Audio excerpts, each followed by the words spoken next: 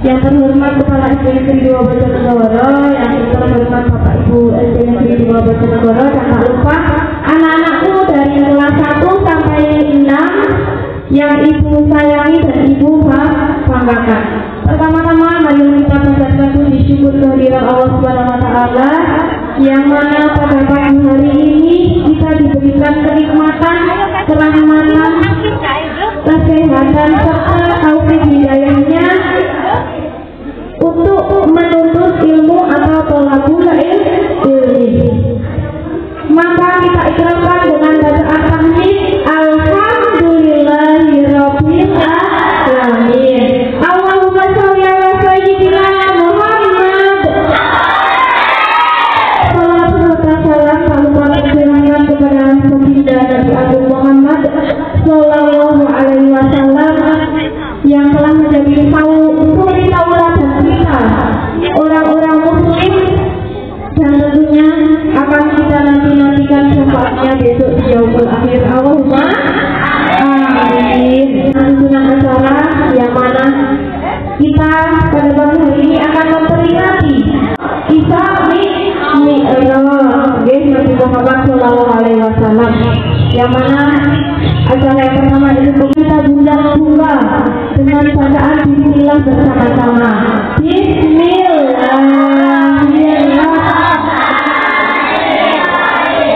Nah, memasuki acara yang kedua yaitu Maidah Hasanah yang Priyana Susanto SPG MPD, kepadanya dipersilakan.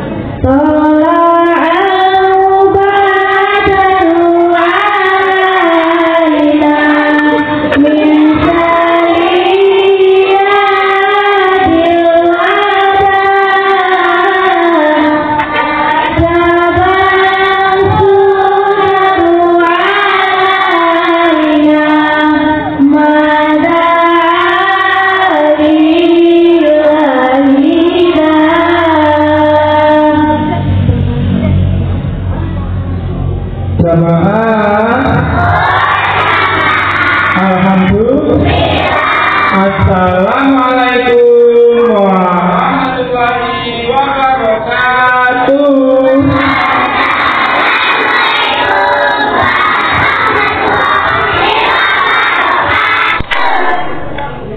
Jamaah,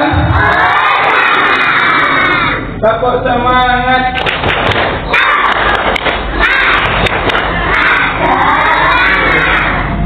Dan saya hormati para ustazah di SDN 2 Bojonegoro, wabil khusus yang saya hormati kepala sekolah SDN 2 Bojonegoro, Ibu Hani Kusilo-Wardani, dan seluruh para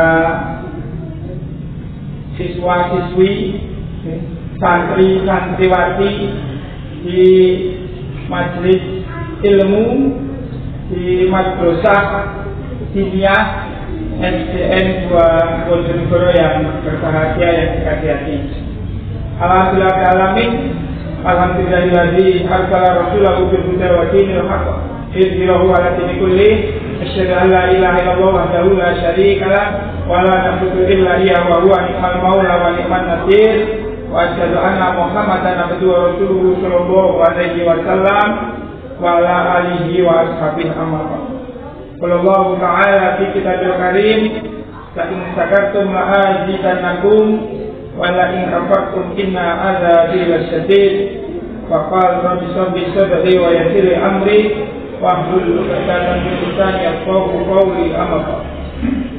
Alhamdulillah alamin, syukur kepada Allah atas segala nikmat. Pada kesempatan saat ini kita masih diberi kesehatan yang barokah, umur panjang yang barokah, yang manfaat. Mudah-mudahan kita senantiasa diberi umur panjang yang sehat yang barokah. Amin. Selanjutnya tidak lupa salawat dan salam tercurah kepada junjungan kita Nabi Agung Muhammad sallallahu alaihi wasallam, yang kita umat Islam sangat mengharapkan syafaat pertolongannya mulai di dunia sampai besok di yaumil kiamat. Amin Allahumma amin. Jamaah, Bapak anak solih,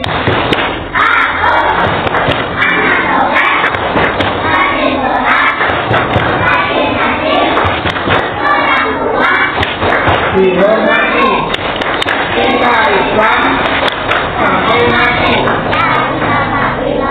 Muhammadur Rasulullah. Islam, Islam, nakal, nakal, setan, setan, adik-adik, anak-anak semua, para ustaz-ustazah, bapak ibu guru, para adik-adik semua, hari ini tanggal berapa, Dek?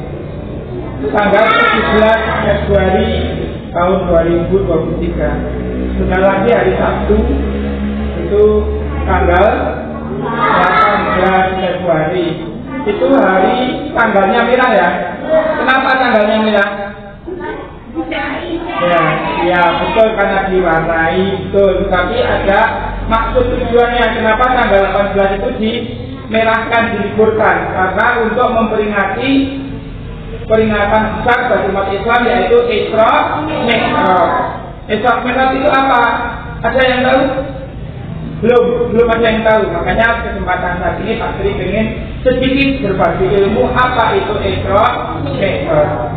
Anak-anak, Isra Mi'raj ini adalah salah satu peristiwa Islam yang sangat luar biasa. Okay? Nah ini Isra Mi'raj. Apa arti Isra Mi'raj? Isra Mi'raj merupakan perjalanan Nabi Muhammad SAW dari Mekah ke Masjid Aqsa di Yerusalem.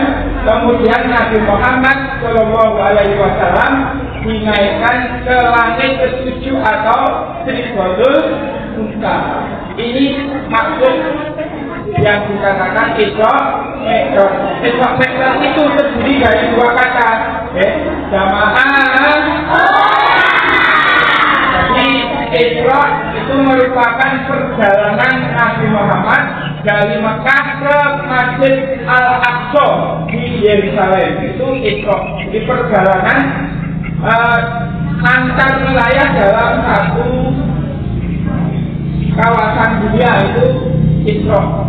Jadi kejadian Isra Mi'raj ini terjadi sebelum 1 tahun sebelum Nabi Muhammad hijrah ke Madinah.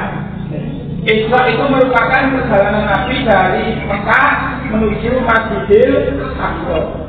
Mi'rajnya itu adalah Nabi dinaikkan ke langit ke-7 atau ke Sidratul Muntaha. Apa ini Sidratul Muntaha? Sidratul Muntaha adalah tempat suci yang ada di langit 7. Jadi Mekah itu seumpamanya Mekah di sini, di Pasri, Ka'bah, di Mekah kemudian ada Ka'bah. Lalu lurus ke atas sampai tembus langit ke-7, itu ada yang disebut Sidratul Muntaha. Sidratul Muntaha itu tempat untuk apa? Tempat untuk beribadahnya makhluk yang ada di langit. Makhluk yang ada di langit apa contohnya? Siapa contohnya? Para malaikat. Ada malaikat Ridwan, malaikat siapa lagi? Malik, Jibril, ya enggak? Mikail, ya, dan banyak lagi malaikat-malaikat yang ada yang diciptakan oleh Allah SWT. Ini ibadahnya di Sidratul Muntaha. Sidratul Muntaha itu saudara-saudaranya Ka'bahnya di bumi. Kalau di langit itu Sidratul Muntaha. Sidratul Muntaha ini malaikat itu beribadah di tempat ini seumur hidup hanya sekali. Seumur hidup hanya sekali. Dan itu yang memimpin di sana adalah Nabi Ibrahim alaihi salam. Nabi Ibrahim alaihi salam itu yang menjadi imamnya di Sidratul Muntaha. Nah, setiap hari, setiap saat malaikat yang beribadah di Sidratul Muntaha ini ada 70.000 malaikat. 70.000 malaikat. Ini kalau sudah masuk ke Sidratul Muntaha, keluar lagi bisa nggak lagi? Berarti ini terus tiap hari. Berarti jumlah malaikat banyak atau sedikit? Banyak, ya. 1 kali 1 tahun saja 70.000 kali 365. Berapa? Banyak, makanya malaikat itu nggak kekurangan. Wah, ini bingung, malaikat pencabut nyawa bingung. tidak bingung karena apa? Karena penyebutnya apa sama malaikatnya namanya? Israel. Siapa benar? Ya, seumpama Israel itu kan yang bertanggung jawab rasanya. Beliau punya anak banyak. Oh, hari ini yang mati Dwi, yang mati Papa, yang mati Triana, itu tinggal memerintahkan langsung ada langsung mati. Makanya malaikat itu tidak ada habisnya. Dan malaikat itu tidak seperti kita mati. Itu tidak. Jadi malaikat itu kita tidak diciptakan maka akan terus hidup seumur hidup. Inilah yang disebut Isra Mi'raj. Isra Mi'raj siapa yang tahu? Apa? Perjalanan Nabi Shallallahu Alaihi Wasallam dari Mekah ke Masjidil Aqsa diteruskan Mi'raj ke Sidratul Muntaha. Nah, penjelasannya di bawah.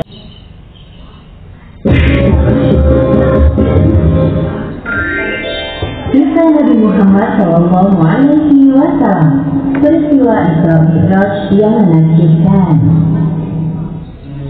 Peristiwa Isra Mi'raj disebutkan dalam Al-Quran, surat Al-Isra ayat 1, surat An-Najm ayat 13 hingga 17, juga di beberapa hadis. Hadis kata Isra adalah perjalanan Nabi Muhammad Shallallahu Alaihi Wasallam dari Masjidil Haram ke Masjidil Aqsa. Sedangkan arti dari Mi'raj yaitu kelanjutan dari perjalanan Nabi untuk naik ke Sidratul Muntaha, langit yang tertinggi. Tatkala Nabi Muhammad Shallallahu Alaihi Wasallam sedang berada di suatu tempat bernama Al-Hijaz, beliau didatangi oleh malaikat Jibril. Jibril hendak mengajak Nabi ke sumur Zam-Zam yang terletak tidak jauh dari Ka'bah. Di tempat inilah Jibril membelah dada Nabi Muhammad untuk kedua kalinya. Dahulu ketika beliau masih berusia 4 tahun, Jibril pernah melakukan hal yang sama. Wahai Nabi, tenangkan diri dan berbaringlah. Aku akan mensucikan hati dan jiwamu. Pembelahan dada Nabi kali ini dilakukan sebagai persiapan untuk bertemu dengan Allah Subhanahu wa Ta'ala. Segala prasangka buruk yang tersimpan dalam hati beliau, meskipun hanya secuil, harus dibersihkan terlebih dahulu. Ketika dirasa cukup, Jibril mengembalikan keadaan seperti semula, seolah-olah tidak terjadi apa-apa. Ketika Nabi membuka mata, beliau melihat ada seekor hewan menyerupai kuda, lengkap dengan pelana dan tarik dekannya. Hewan bernama buruk tersebut terakhir ditunggangi Nabi Isa sekitar 500 tahun yang lalu. Kecepatan buruk sejauh kedua mata memandang. Wahai Buruk, sebaik-baik orang yang menunggangimu adalah Muhammad. Engkau sungguh beruntung kali ini. Nabi Muhammad duduk di punggung buruk, melewati Masjidil Haram menuju Masjidil Aqsa di Palestina. Jibril mengajak Nabi untuk sejenak melupakan kota Mekah yang penuh masalah. Perjalanan pada malam hari inilah yang disebut peristiwa Isra. Sebagaimana yang disebutkan dalam Al-Quran, surat Al-Isra ayat 1. Maha suci Allah yang telah memperjalankan hambanya pada suatu malam dari Masjidil Haram ke Masjidil Aqsa, yang telah kami berkahi sekelilingnya agar kami perlihatkan kepadanya sebagian tanda-tanda kebesaran kami. Sesungguhnya Dia Maha mendengar lagi Maha mengetahui. Buruk melesat dengan kecepatan tinggi. Sesampainya di Masjidil Aqsa, Nabi menambatkan buruk di sebuah besi dan berjalan memasuki masjid. Lalu beliau sholat 2 rakaat. Selepas sholat, malaikat Jibril membawa 2 buah minuman ke hadapan Nabi Muhammad. Gelas pertama berisi khamr dan satunya berisi susu. Wahai Muhammad, pilihlah salah satu di antara 2 minuman. Ternyata Nabi Muhammad mengambil gelas yang berisi susu. Wahai Muhammad, engkau telah memilih sesuai fitrah. Setelah itu, malaikat Jibril mengajak Nabi Muhammad naik ke langit. Inilah yang disebut peristiwa Mi'raj. Hanya sekejap, Jibril dan Nabi Muhammad telah tiba di depan pintu langit pertama atau disebut juga langit dunia. Wahai penjaga pintu langit, bukalah pintunya. Siapakah engkau? Aku Jibril. Siapa yang bersamamu? Muhammad.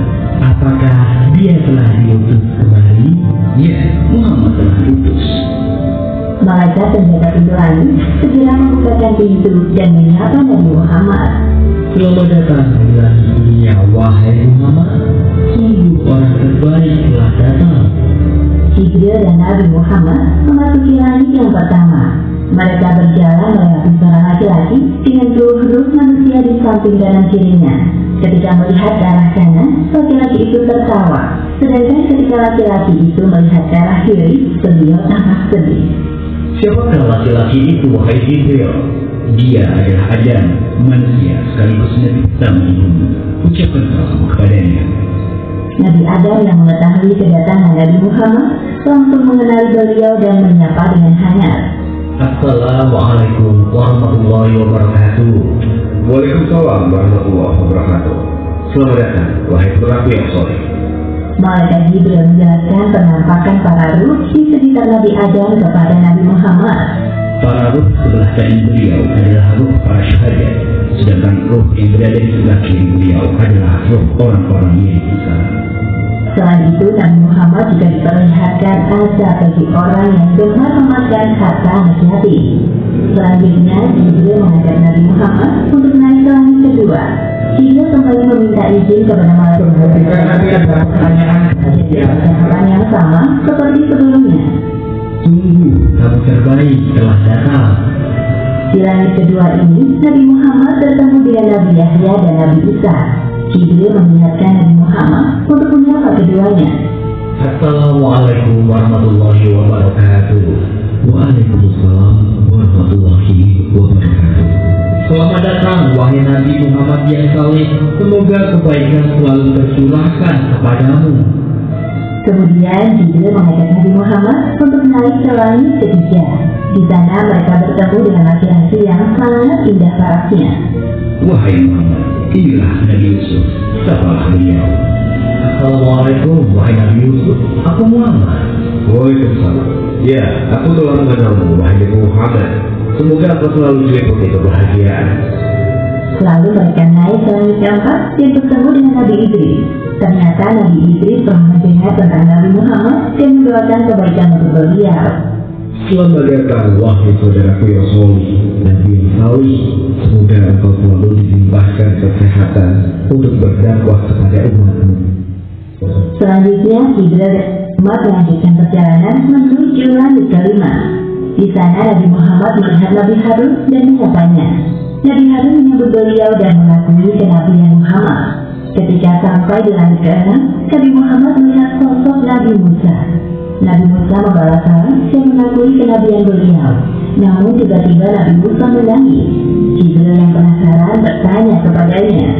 Wahai Musa, mengapa engkau menangis? Aku menangis karena ternyata ada Nabi yang diutus setelahku, tapi umatnya lebih banyak yang masuk surga dibandingkan umatku. Setelah berpamitan dengan Nabi Musa, Jibril mengajak Nabi Muhammad untuk naik ke langit ketujuh. Di sana mereka bertemu dengan Nabi Ibrahim. Ya Rasulullah, ini adalah Nabi Ibrahim, bapak para nabi. Selamat datang, wahai cucuku yang saleh. Senang sekali berjumpa denganmu. Wahai Muhammad, sampaikan kepada umatmu salam dariku. Katakan kepada mereka bahwa surga itu nyata. Tanahnya subur, ada beraneka ragam tanaman tersedia untuk memanjakan mata dan lidah mereka. Semua hal yang mereka inginkan tersedia di surga. Di langit ketujuh inilah Nabi Muhammad diperlihatkan surga. Beliau masuk ke dalamnya dan tidak berhenti untuk bertasbih memuji kebesaran Allah Subhanahu wa Ta'ala. Subhanallah, Maha Suci Allah. Selesai berkeliling surga, tibalah saatnya bagi Nabi Muhammad untuk naik ke Sidratul Muntaha. Pada momentum ini, Jibril menampakkan wujud aslinya sebagai malaikat.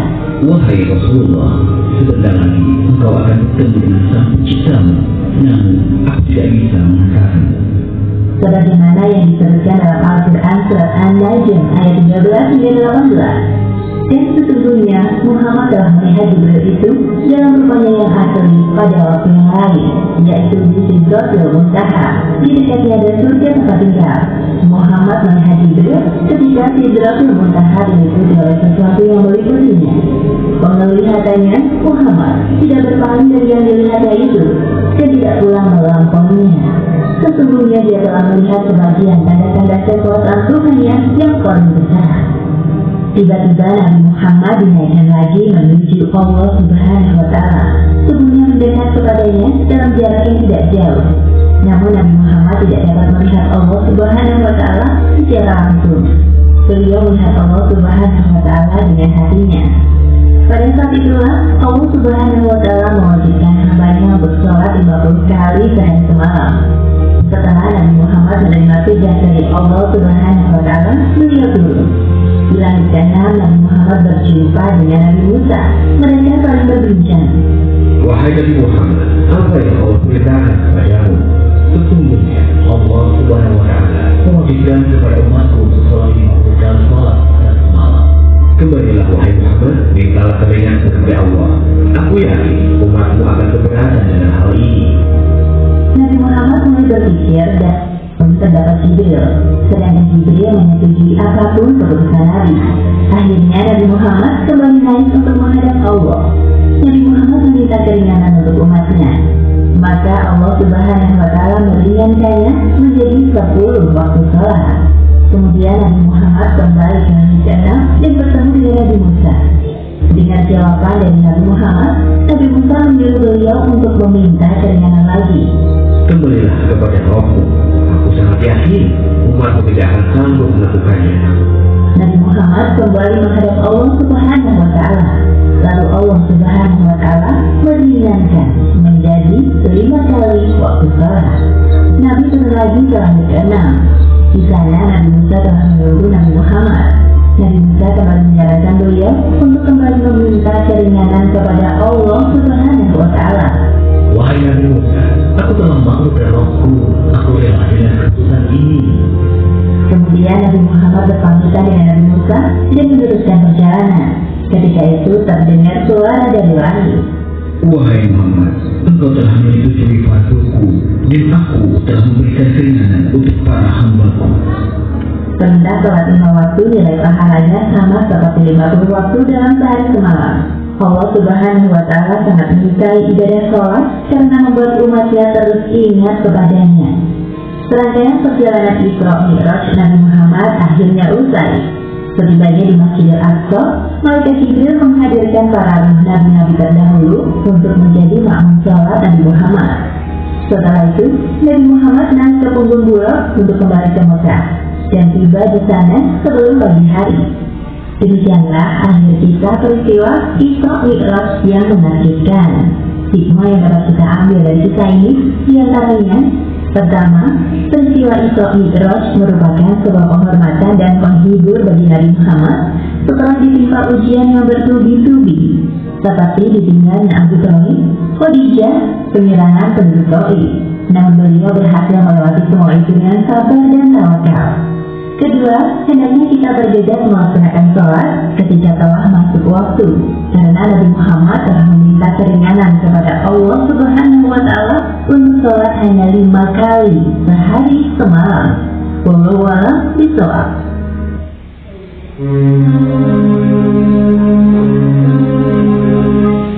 Itu adik-adik asik nggak kalau dengan film? Asik Nah, kita kembali ke tadi kaitannya dengan Isra Mi'raj. Jadi perjalanan dari Nabi dari Mekah ke Masjidil Aqsa di Yerusalem, kemudian naik ke Sidratul Muntaha. Ini ada titik kisah yang cukup menarik.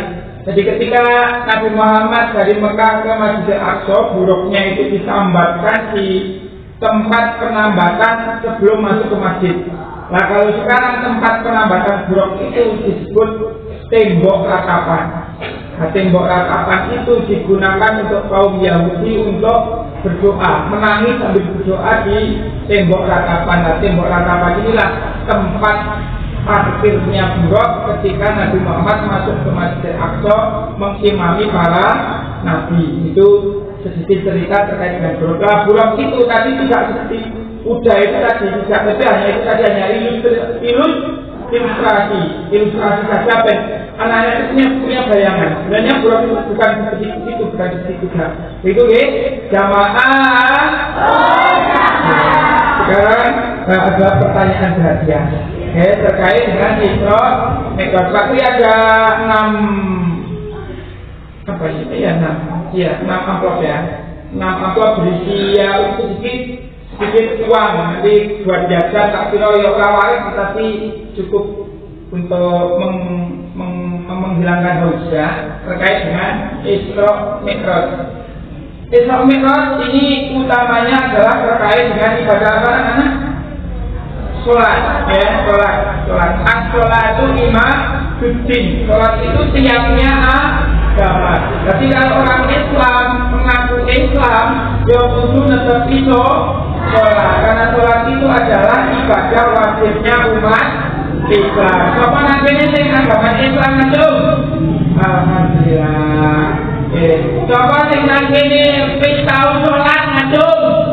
Alhamdulillah. Itu saja. Oke, alhamdulillah. Jamaah. Bagus. Bagus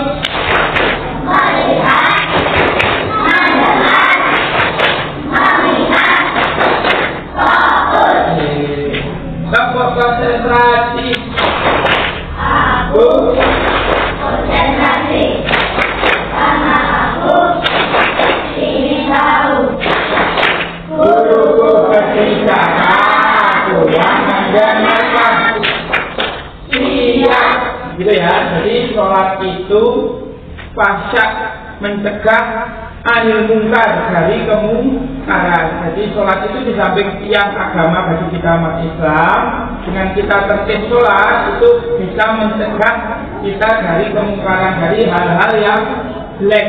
Makanya umat Islam itu adalah umat yang paling banyak masuk surganya. Sampai tadi Nabi siapa yang menangis karena ini dengan Nabi Muhammad? Nabi siapa? Nabi Musa itu menangis. Ya Allah, kenapa saya ini Nabi yang kuat? Nabi yang paling kuat kan Nabi Musa ya. Nabi Musa itu pakai tangan kirinya nempel itu langsung mati. Itu Nabi Musa. Nabi Musa merokok tangannya yang kelek, metu jelas melumi.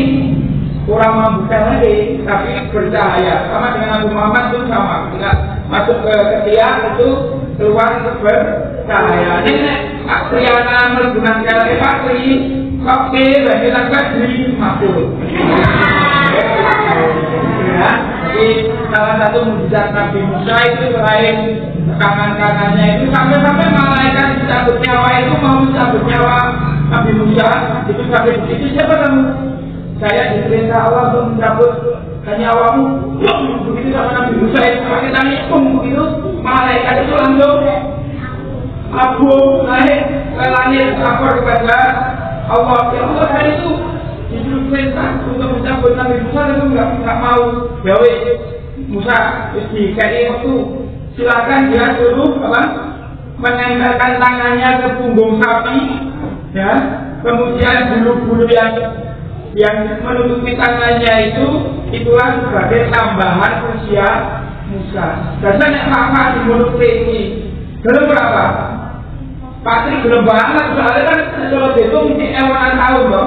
Tetapi Nabi Musa kan ada seorang nabi, beliau seorang nabi, akhirnya nggak jadi. Jika akhirnya pada waktu itu beliau minta maaf, mohon ampun kepada Allah, kemudian beliau mau diwafatkan. Jadi kekuatannya itu paling pun Nabi Musa, tapi beliau iri kepada Nabi Muhammad. Karena apa? Karena umatnya Muhammad itu lebih banyak yang masuk surga. Mudah-mudahan kita semua masuk surga. Amin Allahumma. Amin Allahumma. Surga itu tempatnya segala kebahagiaan, kenikmatan yang kekal abadi selama-lamanya. Khalidina fiha abada. Jamaah. Kemudian terkait dengan Isra Mi'raj, Isra Mi'raj kita sudah banyak kebiasaan yang baik. Tiap hari ada bunga, ada asmaul husna, ada apa lagi? Sholat kemudian ada kultum semacam ini. Ini adalah dalam rangka untuk apa? Beramal sulih, memperbanyak amal kita. Kenapa? Karena Nabi Muhammad SAW bersabda, al-kaisu man kana nafsahu wa amala ibadal mau. Jadi orang yang cerdas, orang yang pandai itu bukan orang yang menguasai ilmu dari ilmu tidak, tetapi al-kaisu, orang yang pandai itu adalah man kana nafsahu wa amala ibadal mau. Dia itu mau bisa memperbaiki dirinya aktif dari habis piro aku pilih gawe Allah, piro aku pilih sobat Allah. Itu namanya orang yang cerdas. Wa amalan ibadal, mau kerja mau beramal untuk persiapan menuju akhirat, itulah orang yang cerdas. Jadi mari kita gelorakan semangat, lancarkan uang bagian di kalangan kita masing-masing. Mudah-mudahan kita dan keluarga kita menjadi umat Islam yang solid ya. Amin Allahumma amin.